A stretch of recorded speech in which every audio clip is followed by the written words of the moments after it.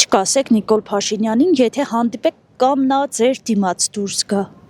Ոչ մի բան չէ, ասի բալես, ոչ մի բան։ Բացարձակ ոչ մի բան, բացարձակ։ Ոչ ուզում են հանդիպեն, ոչ ուզում են բանել։ Այդ երկու բառով ասելու բան չէ։ Ես կասեմ են ինչ-որ 18 թվին հենց առաջի պահից մտածել եմ իր հետ կապված, թե ինչի վիզ վերցրեցիր մի բան, որը ոտքի դեր գցելու ու ոտքի գցելու տեղը ջարդեցի ժողովրդի գլխի, հա? Այդքան բան է։